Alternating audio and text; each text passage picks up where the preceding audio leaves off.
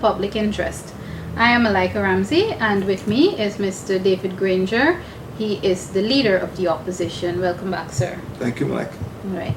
Today we are discussing the youth, the importance of youth to Guyana's future and the further development of Guyana. And as you would have already know, there is an absence of a national youth policy.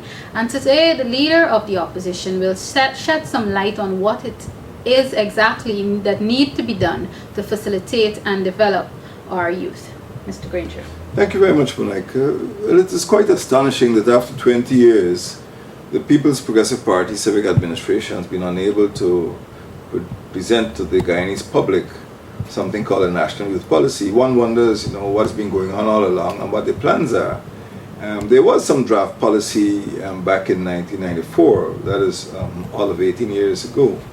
But now the Minister of Culture, Youth and Sport, Dr. Frank Anthony, actually admitted in the National Assembly that he's got no draft policy, no policy that works. And this explains a lot, because this explains why there is so little attention to the development of young people in this country. As things go, I think if the minister does not, and if the government of Guyana, under the People's Progressive Party Civic, does not promulgate a policy which incorporates the views of the majority of the population, particularly the young population, there's no genuine consultation. I think that the plight of youth in Guyana will worsen. We had an experience a couple of years ago during what should have been the International Year for Youth, and this was completely ignored in Guyana, and it was not until literally the last week of the International Year for Youth that there was some attempt to have a seminar and then a parade down the streets. But really, for all of 360 days during the International Year for Youth, there was no coordinated program to celebrate youth or to pay attention to the problems affecting young people. So we have a situation now in Guyana where there are several organizations, most of them set up by the administration, which do not function in the interests of young people. Prior to entering office, the PPP would have experienced the Guyana National Service, and before that, the Guyana Youth Corps. In fact, the Guyana Youth Corps came about soon after the People's National Congress entered government in 1964, because it inherited from the PPP during the 1960s up to the mid-1960s a tremendous youth unemployment problem. And it was on the basis of a recommendation from the United Nations that the Guyana Youth Corps was set up. They had a camp at Chumachumari in the Putaro-Separoni region, and military officers were detailed to train them in some duties, but other duties were really educational and vocational. Unfortunately, the Youth Corps could not take off the large number of unemployed young people who we inherited from the PPP administration, and a decision was made to establish the Guyana National Service, which was, again, committed to education and employment. Those are the two key objectives of the youth policy under Forbes Burnham and under the People's National Congress. When the PPP came into office in 1992, it found the National Service, and the PPP simply kept the National Service on life support, and then 8 years later they just shut it down completely. So all of the equipment, all of the stores, all of the property that had been accumulated over the years in the National Service simply came to a halt. Instead of trying to rectify the problems they may have felt existed in the National Service, they just shut the whole thing down. The result is that now in 2012 we have the same problems that the PPP created in the 1960s. Problems of educational underachievement, and problems of unemployment, problems of disempowerment, and lack of enterprise. And that is where we find ourselves at present. There were some disturbances at the New Opportunity Corps, and I think everywhere I've gone, every village I've gone to Ithaca, I've gone to villages in the East Bank, Demerara, East Bank, Berbice, along the coast. You ask parents, what are the biggest problems affecting the community? They will tell you the unemployment of young people. You ask young people, what are the problems that they perceive? They say it's jobs. Okay. So it is a paradox that this government, after 20 years, should, having done the damage in the 1960s, would repeat the same mistake in the present time by not having a youth policy and not having structures which could provide for the employment of young people. Okay, you mentioned the National Service and several other programs that came out of what I would call the Barnum era. Now, persons might want to say that, fine, these things would have worked back then for the young people, but, not necessarily my view, but these are modern times. What makes you think that, that kind of procedure or those kind of programs would possibly work for our young people in, the 21st century? Well, everything changes, nothing remains the same, and one would expect that if you apply the remedies of the 1960s or 1970s, they may not be applicable to the present time. But what I would say is this, that the National Service was established to deal with youth unemployment, and we still have youth unemployment. Perhaps the methodology may change, but the target is the same. I would like to feel that an APNU administration, and this is one of the promises I made in the campaign, that once we get into office, every young person who graduates from secondary school will be guaranteed a job within 12 months. No young person who graduates from secondary school will be unemployed for over 12 months, and that is a guarantee that I can give. But what has happened now is that the government has no policy for the employment of young people. Now, the economy is said to be growing, but it is growth without development. You're not getting jobs, you're not getting more manufacturing. You wonder where is the money coming from and who is benefiting, because there's a huge gap between the very rich and the very poor people. So what I see is that we need to have a type of policy which can focus on employment and education. Unless children complete their education, they will not be able to assure themselves of jobs, either self-employed or jobs with big corporations.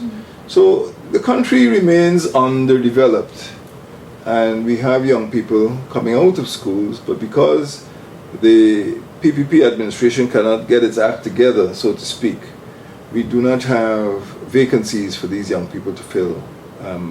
We do not have opportunities in the economy. We don't have enterprises being open. Manufacturing is almost stagnant. No new jobs are being created. And a lot of the young people are obliged to simply lime or migrate. This is a problem facing a lot of our villages, and we don't seem to have the answer. APNU has the answer, because we see that children or young people must be trained for self-employment. We see that in the villages particularly, there can be more agro-processing and more microfinance to help young people to get on their feet and to open businesses. Okay. But this is not happening under the PPP. The PPP has really turned a blind eye, and that is why we have problems like we have with the New Opportunity Corps, which up to the present time, there was a huge riot, the worst riot in the history of the New Opportunity Corps. And only now we hear that the commissioner has accepted appointment. But when that commission is held, you will discover that those young people were being exploited, those people were being mistreated, and many of them are not being prepared for the world of work. Now let us look at the other structures that you referred to. This administration has become a master at bluff, I would say. They created something called the President Youth Award Republic of Guyana. That is after they demolished the Guyana National Service. They created this President Youth Award, Republic of Guyana. It is not something indigenous. It's not something the Guyanese people ever wanted. It was copied from the Duke of Edinburgh scheme in the United Kingdom, in which young British students would be encouraged to go to other countries, like Chile or countries in the developing world, and get a short period of adventure. But that might have been good for Britain, but we have a country where we want young people to learn skills so they could be employed. The PYRG is more committed to entertainment and to recreation rather than to developing the skills which young people need in their lives. So we had this President Youth Award, Republic of Guyana, and it still goes on. They talk about the thousands who have been trained, but they have not been trained for the world of work. They've been given a good August holiday. They've got nice suits. The boys wear blazers and the girls wear gowns. And every year there's some very beautiful graduation. But what is the value? Nobody ever says, because it has no value to the young people.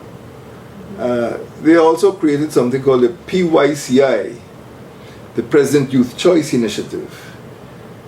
Now, again, this was worse than a waste of time. It's a waste of money, because the president had this bright idea. That was President Jagdeo. He had a bright idea of just doling out huge dollops of money to communities.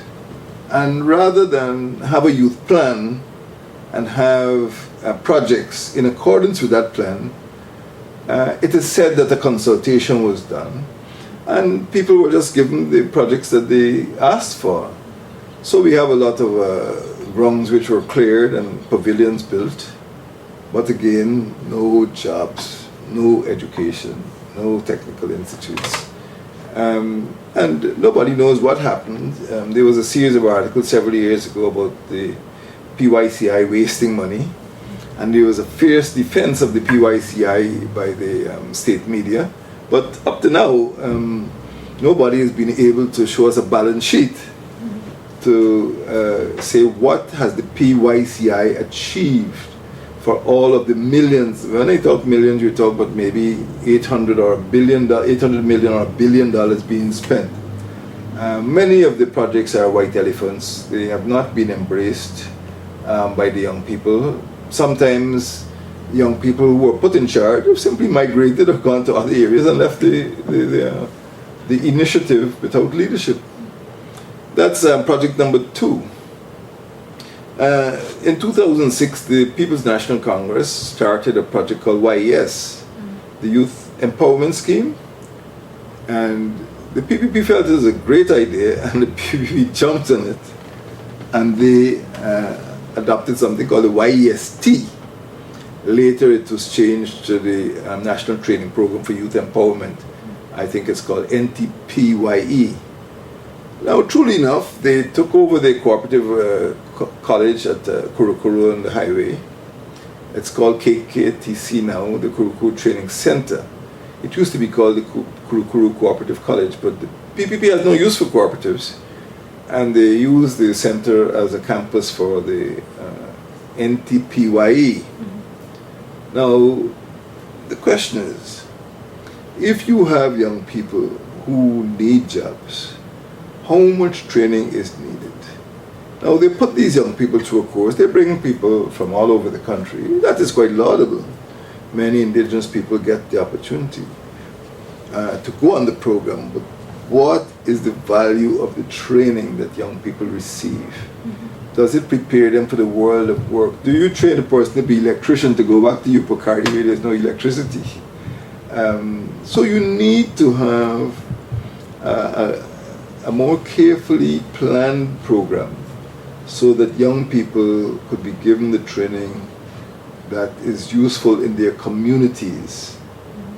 For example, if communities are agricultural, it might be better to give them agricultural training rather than training in fixing motors when you know very well there are no motors in Shulinab or Sawariwao.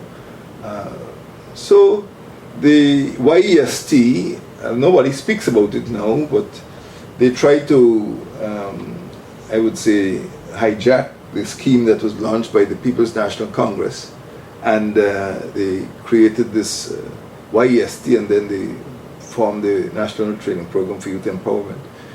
So we've got these schemes which could be of benefit if the PPP try to reach across the political divide and ask the opposition, which is the majority of the population, what is it that young people need to provide more opportunities for employment, better educational choices and options, and some method of empowerment of young people so that they can contribute to making decisions which affect their own lives. It's no point talking year after year with youth forming over half of the population, and the youth are the future leaders, and then you don't involve them in majority decisions, you don't involve them in leadership.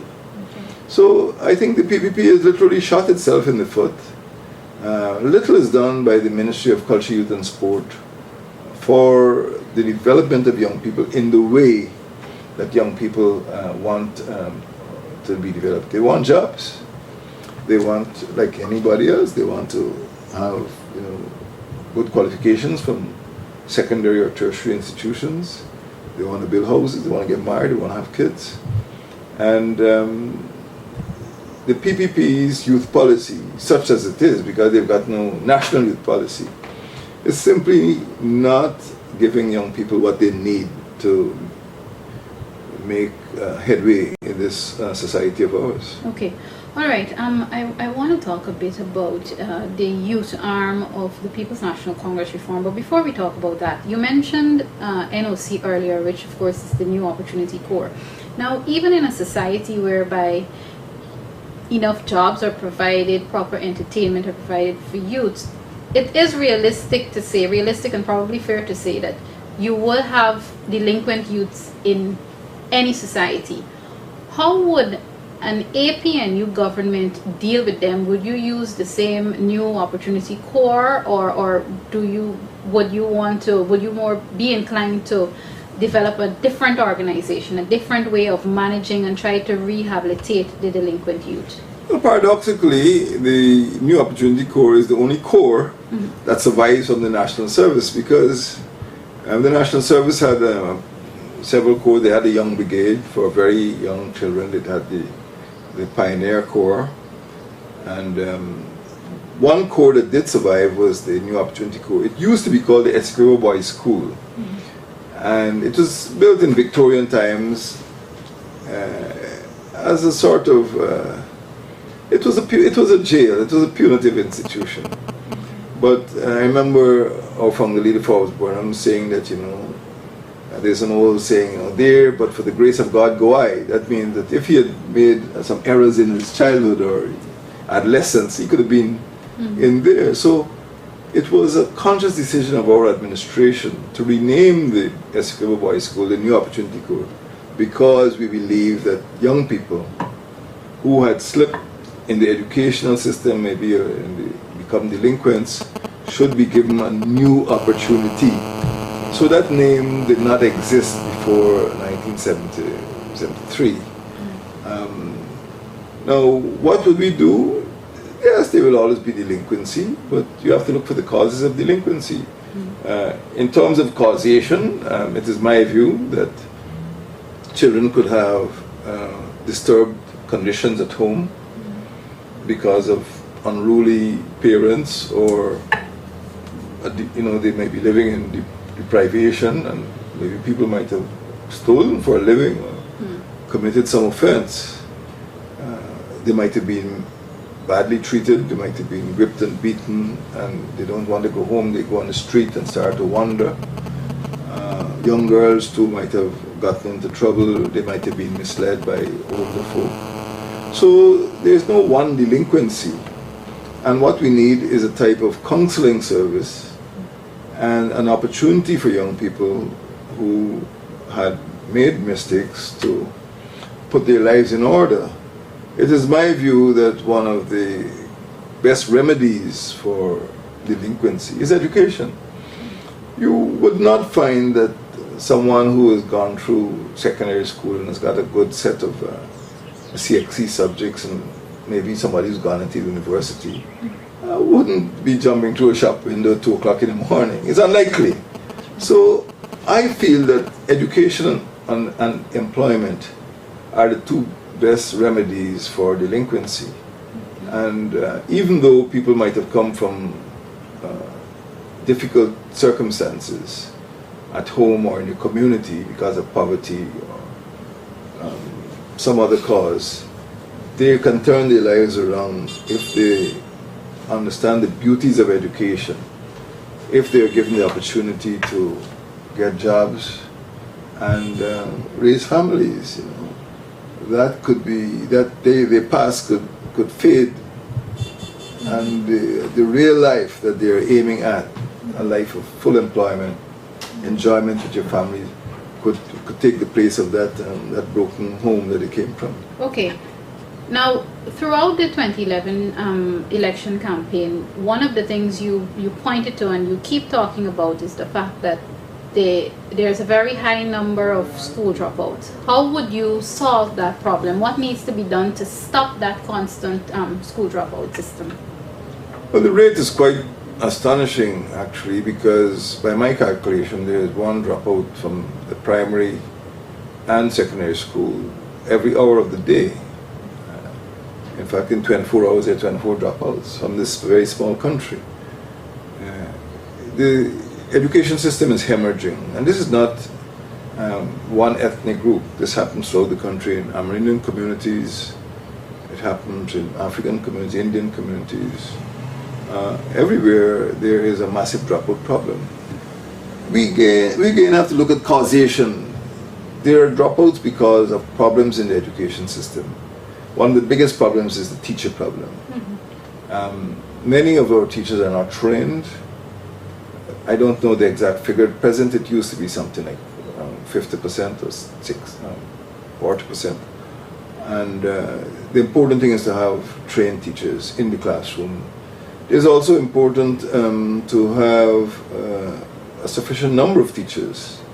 That is, sometimes classes just don't have enough teachers. I know there are schools in the hinterland with a ratio of one teacher to over 100 students. Once that happens, no teacher can control such a large class, and as a result of that, people just don't pay attention. Their homework is not set, they don't complete their assignments.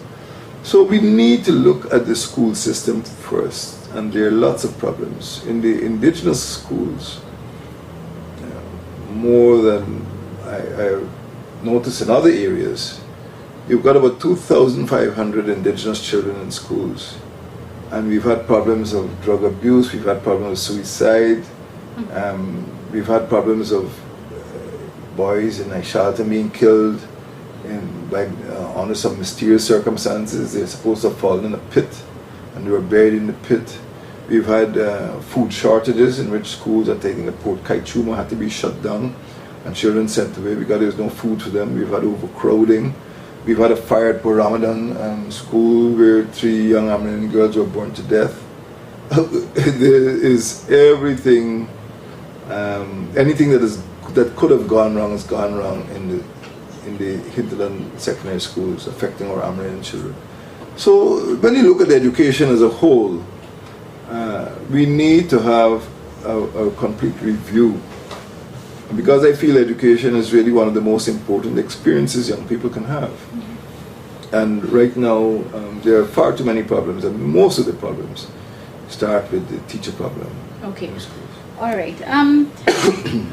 When you, during the campaign for leadership of the People's National Congress reform, one of the things you emphasized and you stressed was that you would strengthen each arm of the party. Of course, the other arms of the party are the women's arm and the youth arm. How would you strengthen the youth arm, make the GYSM more relevant so that it becomes not only strong for the People's National Congress reform, but strong for our nation as a good example for young people out there to follow? Again, you have to go back to what people want to do. And if you have programs in the Guyana Youth and Student Movement which are not attractive to young people, there will be problems of alienation. You know, they don't feel drawn to the organization. What you need to do is discuss with young people countrywide, visit them, speak with them, maybe have a sort of poll and find out what they want. It is my view from my experience, because I've spoken with them, but I don't pretend that my conversations are a poll. What I would say is that many young people I've spoken to want jobs. As I said in another forum, my barber has a bachelor's degree in management. I know people who are serving pizzas in a restaurant who have a full side of CXC subjects, but they can't get other jobs. I would feel that the YSM, if it is to be relevant to young people, must pay attention to jobs. They must create structures inside the youth and student movement which can guide qualified young people into jobs. And we can also create opportunities for employment by embarking on certain enterprises, or by encouraging young entrepreneurs to embark on enterprise. For example, the manufacture of maybe agricultural products, or the processing of agricultural products, pepper sauce, guava cheese, fruit juices. These are things which could be done very well in the countryside. They're agro-based, and if the YSM wanted to be useful to young people, it can help to bring capital, small amounts of capital, maybe $500,000, $750,000, into the hands of young people, and by bringing capital and labor together, you will get production. So I think the YSM has to move its focus away from the purely political, and to deal more with the economic and the cultural too, because sometimes people feel culturally that once they come out of school, they must get a job in the government. That's not going to happen. So they must, the YSM must look for opportunities for employment in the communities, urban communities and rural communities as well, and hinterland communities. Okay, all right. Thank you very much, Brigadier David Granger, Opposition Leader and PNCR Leader. This has been another program of The Public Interest. I am Malika Ramsey. Thanks for joining us.